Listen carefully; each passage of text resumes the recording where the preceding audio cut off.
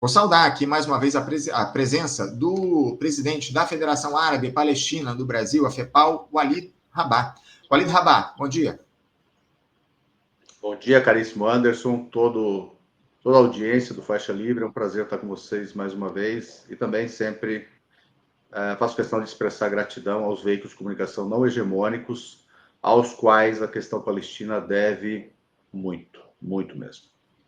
A gente que agradece, viu, Alidé, o nosso papel, acima de tudo, dar voz a essa urgência global que está colocada, o morticínio que a gente vê lá no Oriente Médio contra o povo palestino em Gaza. É muito importante a gente fazer esse diálogo com quem defende a existência do povo palestino, porque é o que está em curso nesse momento, uma tentativa de eliminação do povo palestino, limpeza étnica lá em Gaza. E o que a gente teve ao longo dos últimos dias, o Alida, eu quero repercutir contigo na edição de hoje, foi essa proposta de cessar-fogo estabelecida pelo presidente dos Estados Unidos, Donald Trump, em Gaza. Aliás, proposta referendada pelo primeiro-ministro de Israel, Benjamin Netanyahu, num encontro que eles tiveram na última segunda-feira, lá na Casa Branca. Esse plano, produzido pelo Trump, conta com 20 pontos, que ele destacou ali, comentou ao longo de uma entrevista coletiva que ele deu na segunda-feira. E entre esses pontos está a formação de um conselho para a transição de governo em Gaza, um conselho presidido pelo próprio Donald Trump, também o desarmamento e a rendição do Hamas, a libertação dos prisioneiros de lado a lado, enfim, são muitos os pontos, Alida, eu vou te deixar à vontade para comentar isso que você viu do plano apresentado pelo Donald Trump.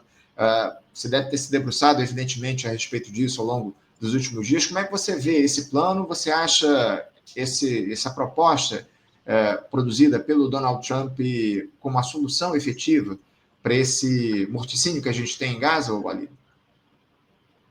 A montanha pariu um rato, né? São 20 pontos que se misturam, se repetem, mas que basicamente fazem o seguinte. Reeditam basicamente a Declaração Balfour de 1917, quando os britânicos oferecem aos sionistas a Palestina, um território que não era seu, para um povo que nunca esteve lá. Curiosamente, o carniceiro de Bagdá, o ex-primeiro-ministro britânico Tony Blair, que também comandou de 2007 a 2015 pela ONU, como enviado especial, o quarteto constituído pela ONU, União Europeia, Estados Unidos e Rússia, para a paz no Oriente Médio e criar um Estado palestino, simplesmente, durante este período, aconteceram grande parte das maiores tragédias contra o povo palestino, dentre eles o bloqueio de Gaza em 2007, o ataque a Gaza em 2008, 2009, 2012, 2014, e a destruição, naquele período, da aventada solução de dois Estados. E Tony Blair seria o gestor executivo da faixa de Gaza. Veja só. Esse plano tem algumas características muito curiosas. Primeiro, nenhuma parte palestina foi consultada, participou de reuniões para sua consecução, e nenhum palestino está considerado, qualquer palestino, mesmo da Autoridade Nacional Palestina, internacionalmente reconhecida e com assento na ONU, para integrar este governo provisório de transição em Gaza. Nenhum. Veja que curioso isso. O segundo elemento é que ele mantém a ocupação de Palestina. Não há uma palavra sobre o Estado da Palestina, sobre a desocupação da Cisjordânia. Mantém o bloqueio de Gaza. Não fala uma só linha sobre o desbloqueio de Gaza. Mantém a presença de Israel dentro de Gaza, porque, na pior das hipóteses, continuaria comandando as fronteiras de Gaza. Por exemplo, com o Egito, coordenando com o Egito, e Heres, que fica ao norte, com a própria chamada Israel. Então, esse plano tem uma característica fundamental, na minha opinião. Ele mantém a ocupação, mantém o bloqueio e blinda os genocidas e o genocídio. Então, não há uma palavra que fale sobre os crimes, não fala sobre o genocídio, fala em uma coisa muito, muito curiosa, fala em perdão, fala em, enfim, para os armados palestinos. Além de falar em seu desarmamento, fala em perdão a eles, o que é muito estranho. Isso significa, na verdade, criar um padrão que, primeiro, coloca somente os palestinos como agressores, e não Israel, portanto, exclui a possibilidade de genocídio. Além do mais, diz que o perdão aos palestinos, ao dizer do perdão aos palestinos, você está colocando dois lados, sempre, o outro lado também tem que ser perdoado. Então, convida os palestinos a abdicarem da investigação do crime de genocídio. Isso significa blindar toda a elite israelense, civil e militar implicada no genocídio. Significa blindar toda a administração estadunidense, a democrata do Biden, que iniciou esse genocídio, mais o Trump, e todos os aliados europeus que participam desse genocídio ainda, lamentavelmente. Então, tem outros aspectos que eu acho importante considerar, que vocês, logicamente, verificaram.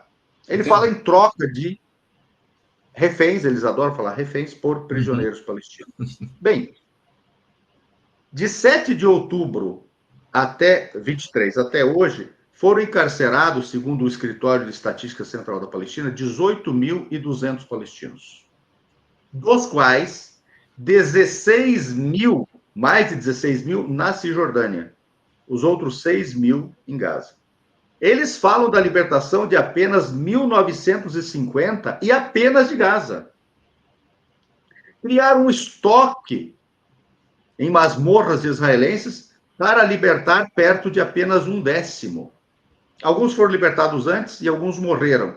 Quer dizer, 80% seguirão encarcerados. Com um contexto macabro.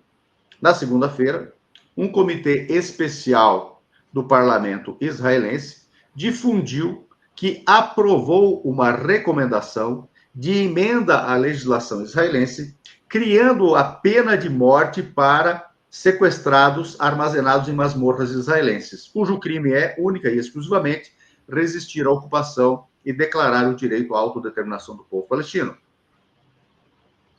Ou seja, a totalidade dos palestinos que estão nas masmorras podem ter estendido a eles o genocídio, e pode também ser regra que todo palestino que resistir estará sujeito ao encarceramento, ao julgamento militar e, claro, sem defesa, e à condenação à morte executada por Israel. Além do mais, eles condicionam a ajuda humanitária ao cumprimento de todas as condições de quem? De Israel.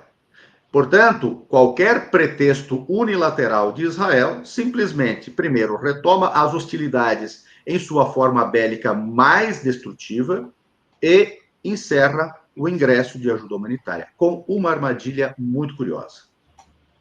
No texto está dito que a ajuda humanitária ingressará pela ONU e pelo Crescente Vermelho, o muçulmano equivalente à Cruz Vermelha, permitidas outras organizações, entretanto vetadas a interferência na ajuda humanitária de qualquer das partes envolvidas. Eles chamam envolvidas igualmente, israelenses e palestinos. O que isso cria? Cria a malandragem de permitir que continue funcionando em território palestino a recentemente criada Fundação Humanitária para Gaza, cuja propriedade de fato é de militares israelenses, funcionários do Mossad e mercenários estadunidenses, que administrou militarmente a distribuição de comida para gerir a fome como arma de guerra, portanto, o holocausto da fome, responsável por 3.000 fuzilamentos na fila da comida, o holocausto da fome na fila da comida, e que provocou até o presente momento perto de 600 mortes de fome só neste intervalo de 4 meses, dos quais entre 150 e 170 são crianças. E por que essa blindagem pode acontecer? Simples. Porque a sede da empresa é nos Estados Unidos, ela é uma empresa estadunidense. Ela não é palestina, nem tecnicamente israelense.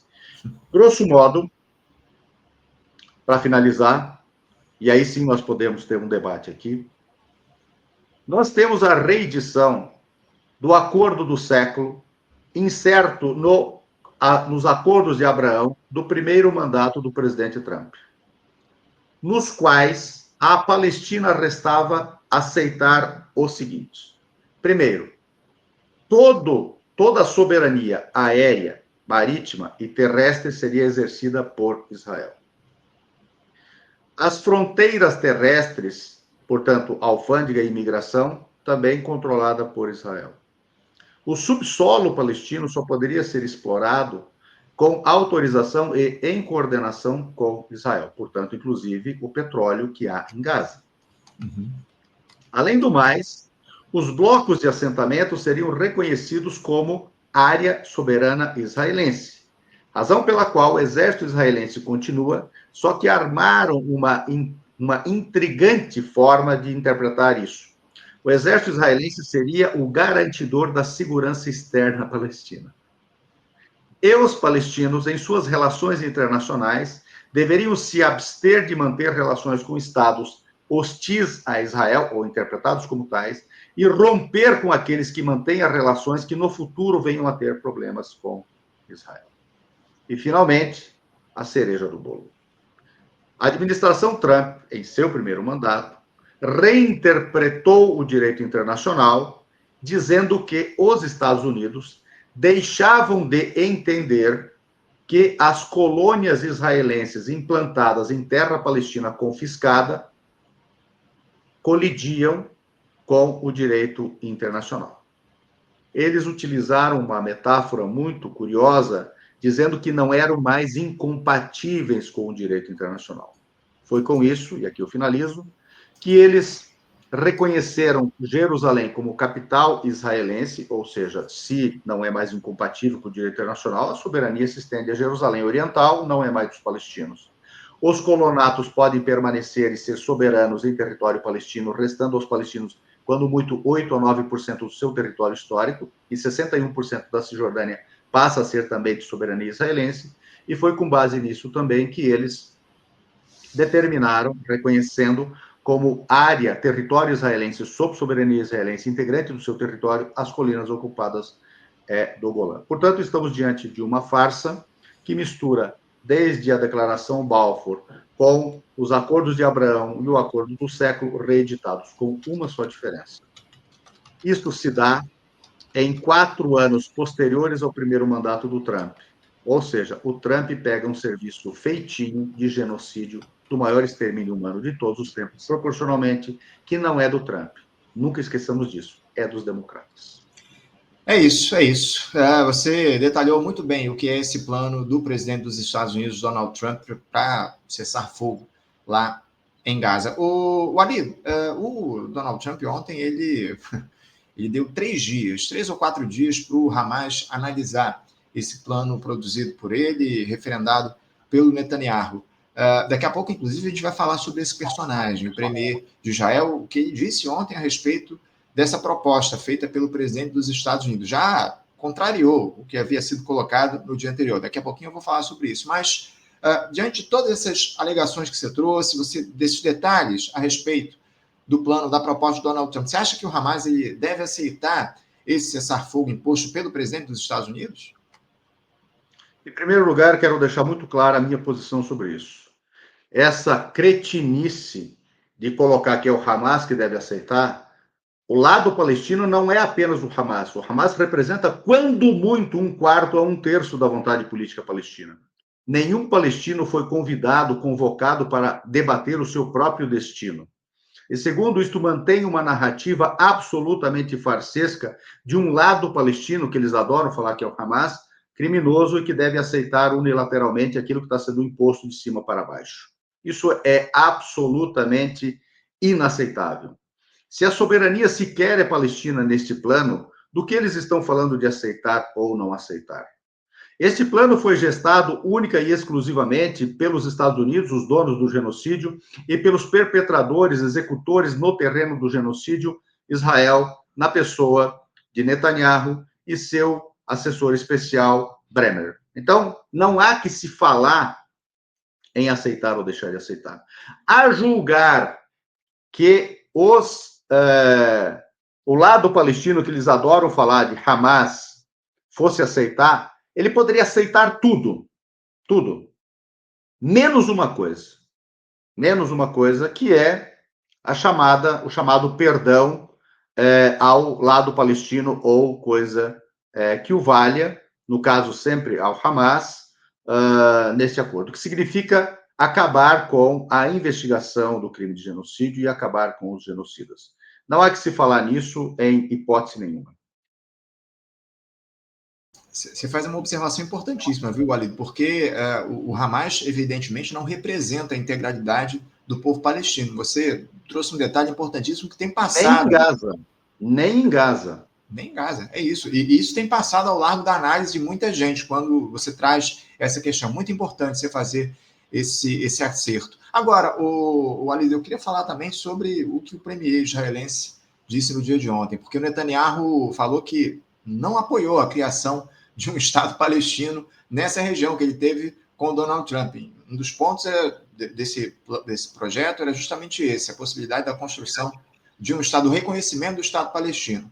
Ao ser questionado a respeito disso, o Netanyahu disse o seguinte, abre aspas, absolutamente não. E isso também não está escrito no acordo. Fecha aspas, palavras de Benjamin Netanyahu. Olha, desse acordo corre o risco de não ser cumprido, especialmente por esse tipo de fala do Netanyahu. Isso porque depois que Gaza estiver dominada, digamos assim, por tropas israelenses e estadunidenses com o Hamas desarmado, os agressores vão poder fazer o que eles bem desejarem, inclusive rasgar o plano, já que não vai haver qualquer tipo de resistência, né? Primeiro que isso não é um plano, não é um acordo. É um plano, uma imposição de cima para baixo. Segundo, que nenhum acordo ultimamente e nenhuma resolução da ONU e o direito internacional vem sendo cumprido por Israel desde pelo menos 29 de novembro de 1947. E os Estados Unidos não cumprem sequer decisões do Conselho de Segurança das Nações Unidas, onde tem assento permanente e direito a veto, no mínimo desde 1991 e mais especialmente a partir da invasão do Iraque ilegalmente, sem autorização do Conselho de Segurança da ONU, pelo contrário, com oposição do Conselho de Segurança da ONU, à exceção dos britânicos, em 2003.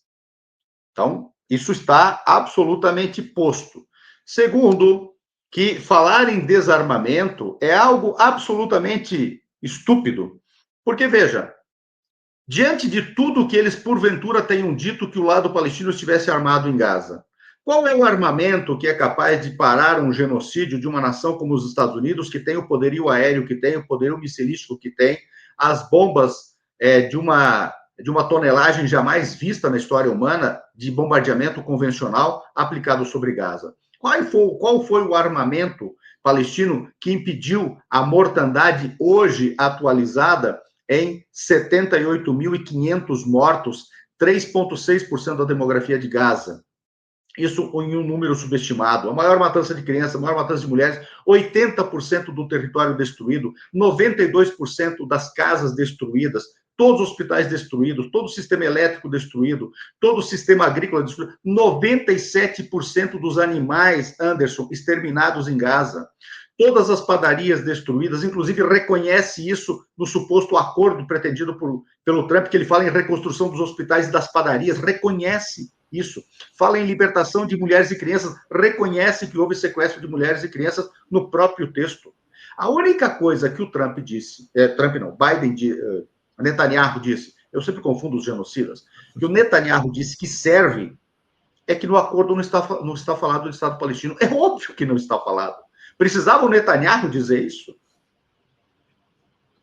Então, veja, é inócuo debater isso. Quer dizer, não inócuo debater, é preciso desmascarar isso, etc. Mas o que está ali é a capitulação total dos palestinos com linguagens farsescas que repetem a farsa do início desse extermínio. Ali, eu queria falar a respeito do seguinte, não há também um caráter político na construção desse plano, porque a autoridade palestina, através do Mahmoud Abbas, liderada pelo Fatah, elogiou a proposta do Donald Trump e já aceitou esse plano.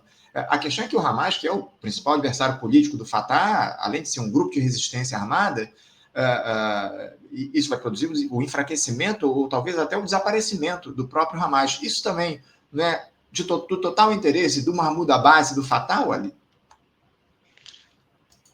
Não acredito nisso. O que há, de fato, é o abandono do lado palestino, e isso todas as forças palestinas compreendem. E o que está no centro da ação palestina deve ser, e me parece que está sendo nos bastidores, embora publicamente apareça de outra maneira, o acordo de reconciliação e construção de uma unidade nacional alcançado em meados do ano passado em Pequim. Isso é o que importa. Do outro lado, quanto ao abandono. Os países árabes simplesmente abandonaram os palestinos em todo o genocídio, bem como os países muçulmanos. Os palestinos não têm, hoje, apoio político, diplomático e bélico daqueles que são seus irmãos para se defenderem do genocídio. Além do mais, este texto, aparentemente com emendas promovidas por Netanyahu, na reunião no dia posterior, tanto com Trump, como depois com Jared Kushner, o genro de Trump, e Witkoff, o seu enviado especial para o Oriente Médio, emendaram, mas isso foi acordado antes, um dia antes, numa reunião que envolveu os chamados países árabes e muçulmanos, incluída aí a Arábia Saudita, o Catar, o Egito e a Turquia. Então, o que os palestinos têm à sua disposição hoje? Apenas o extermínio. Apenas o extermínio. É possível avançar sem o apoio decisivo desses países? Evidentemente que não. Eu lembro que quando o presidente Trump assume, o próprio Hamas emitiu uma nota dando a ele congratulações por sua posse e emitindo uma declaração que considerava que o presidente Trump reunia as condições, inclusive o desejo e a força de parar esse extermínio. Evidente que naquele momento não caberia uma declaração de outro tom. Portanto, diplomaticamente, o Hamas agiu certo ao emitir aquela declaração. Além do mais, o genocídio não foi iniciado pelo Trump, foi iniciado pelo Biden, pelos democratas. Então, tudo isso que aparece, essa cortina de fumaça, e outra coisa, eu palpito sempre o seguinte: tudo que aparece em uma parcela da mídia árabe, especialmente numa tal de Al Jazeera, que é a BBC árabe, e não tem nenhum elemento, nenhum veículo no Ocidente mais genocidário, ao mesmo tempo que tem documentários belíssimos para se blindar do que a BBC. E aparece em outros veículos de comunicação tentando dividir os palestinos, eu simplesmente jogo isso no lixo. Eu faço o que fazia o ex-prefeito de Belo Horizonte, que me escapa o nome agora, que dizia o seguinte: eu leio tudo que aparece, eu pego esses livros de sociologia política, etc., coloco no centro da sala, dou uma olhada e depois dou uma bicuda nelas, né? Então, eu faço isso com esses veículos de comunicação. Eu aposto sempre no instinto e aposto também na sensibilidade palestina de apostar na unidade. Você se refere ao Fouad Noman, o ex-prefeito de Belo Horizonte? Não, eu me refiro ao ex-prefeito do PSB. Enfim, daqui a pouco eu vou até buscar o nome dele aqui para trazer aqui para os nossos espectadores, mas eu queria, Walid, eu falei ainda há pouco sobre essa posição do Mahmoud Abbas. O que é que justifica esse apoio, esses elogios que foram feitos pela autoridade palestina ao plano do Donald Trump? Está circulando na imprensa aí que o Mahmoud Abbas divulgou uma nota elogiando esse plano construído pelo presidente dos Estados Unidos. Na tua avaliação, o que é que justifica esse apoio da autoridade palestina ao plano do Trump? Estar encurralados, assim como porventura pode haver uma declaração do Hamas mediada pelo Qatar dizendo que aceita isso, aquilo outro.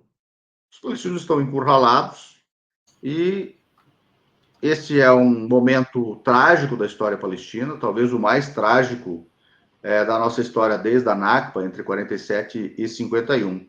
Então, nós poderemos ver e nos preparemos para isso, das declarações que serão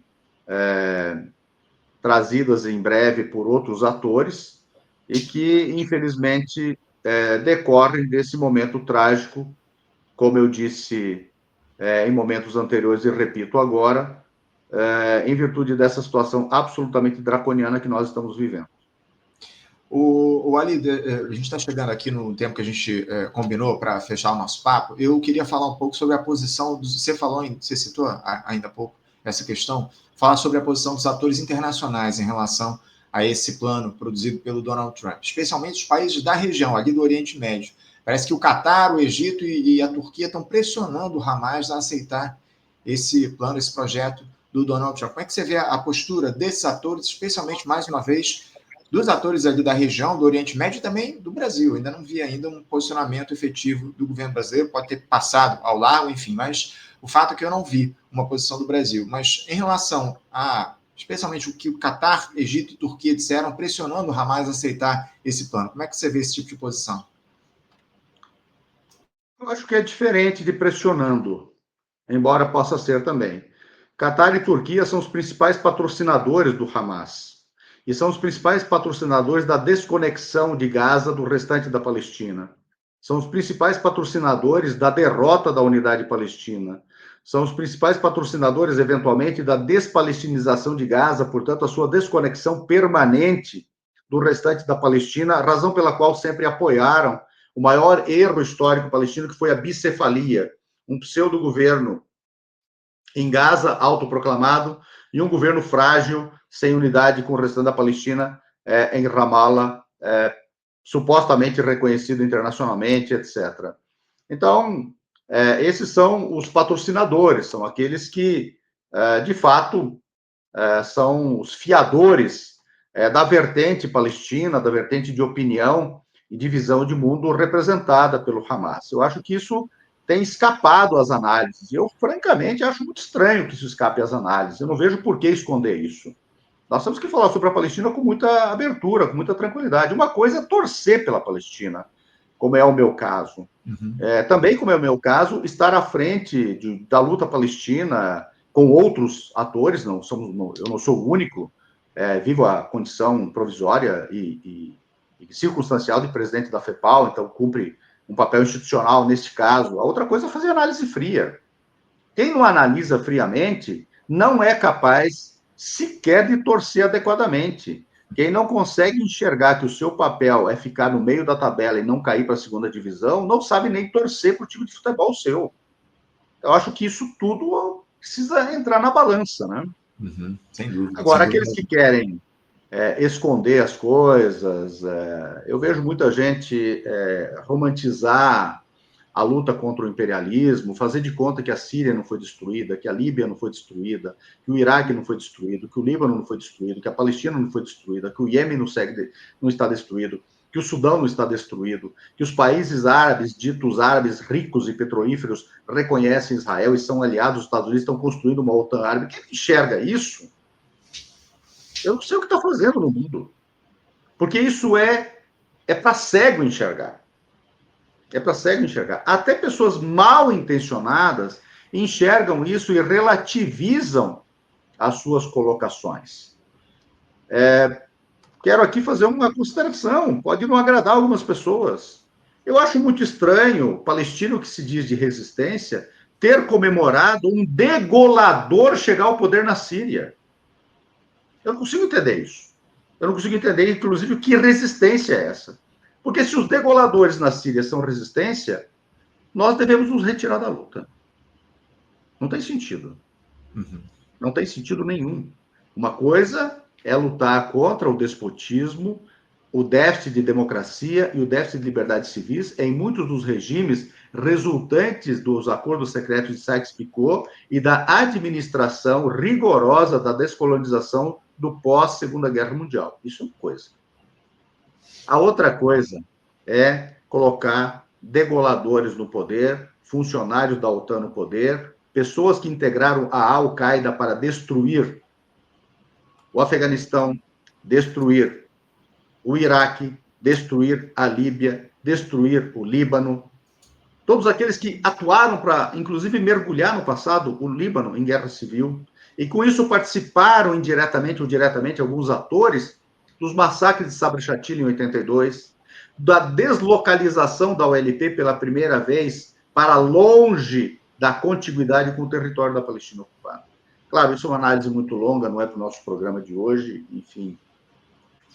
O Alid, para a gente fechar aqui, já até ultrapassamos aqui o tempo, rapidamente, o que é que você acha a respeito desse apoio que a China dá à entrada da Palestina nos BRICS. Da Palestina, o Estado palestino, os palestinos pediram a entrada nos BRICS recentemente. A China já disse que apoia essa entrada. Como é que você avalia isso e a possibilidade de termos a Palestina nos BRICS? Acho que é a primeira atitude mundial de colocar o povo palestino num concerto de nações que possa blindá-lo. Ou seja, se o sistema ONU não está funcionando sequer para a cooperação com a Palestina, talvez esta iniciativa de multilateralismo, que é uma espécie de reedição moderna do movimento dos países não alinhados, que você lembra muito bem o que significou de importância no mundo, inclusive para a criação da legislação hoje considerada a resolução para o genocídio é anterior, mas a resolução para o apartheid e a resolução para a descolonização é exatamente conquista do movimento dos países não alinhados. E grande parte das resoluções pró-palestinas se deram neste contexto importante. Então, isso é um fator muito importante. Mas, ao mesmo tempo, não sei se todos repararam, mas eu achei muito tímidas as declarações na Assembleia Geral das Nações Unidas, tanto da China quanto da Rússia, para o genocídio na Palestina. Eu não sei se eles sabiam já de alguma coisa que os Estados Unidos dariam como iniciativa e estavam poupando o atrito, né? Isso eu não sei dizer, mas, grosso modo, algo como dizer, deixa os países árabes e muçulmanos se acertarem com o Trump nessa questão, porque eles já estão acertados nisso, e nesse particular estão dois países que integram o próprio BRICS, a Arábia Saudita e o Egito. Além dos Emirados Árabes Unidos, que é aquela pipoqueira em forma de país no Oriente Médio, que também integra os BRICS. E o próprio Irã integra os BRICS, embora não esteja neste concerto de construção. Mas, claro que, seguramente, no concerto da Organização para a Cooperação Islâmica, o Irã, por meio de intermediários, palpitou, como a Turquia palpitou, mas a Turquia, claro, diretamente, reconhecidamente palpitou. Isso tudo é BRICS. Irã é BRICS, Arábia Saudita é BRICS, Emirados Árabes Unidos são BRICS e Egito são BRICS. Então, me parece que isso tem alguma lógica. E aí, quando isso acontece, já que a sua pergunta é muito interessante, nós podemos imaginar, por exemplo, uma missão de paz na Palestina integrada por países BRICS, ou BRICS como protagonista. Se nós tivéssemos hoje um novo quarteto, quem seria esse quarteto? Provavelmente uma parte do quarteto seria BRICS. Daí estamos falando de 40%, 50% da população mundial, estamos falando de 40% do PIB, estamos falando de 40% das trocas internacionais, estamos falando de mais da metade do território deste mundo, estamos falando de alguma coisa perto de 4 bilhões de habitantes, etc. É outra realidade. É muito importante isso. É isso. Olha, eu quero agradecer muito a tua presença aqui, fundamental no programa de hoje para analisar esse plano produzido pelo Donald Trump. Vamos continuar observando, vendo o andamento, as movimentações, inclusive dos atores internacionais a respeito disso. Obrigado, viu, Walid? Um grande abraço para você e um bom dia de trabalho para ti. Obrigado, bom trabalho. Conversamos aqui com o Walid Rabah. O Walid Rabah, presidente da Federação Árabe Palestina no Brasil,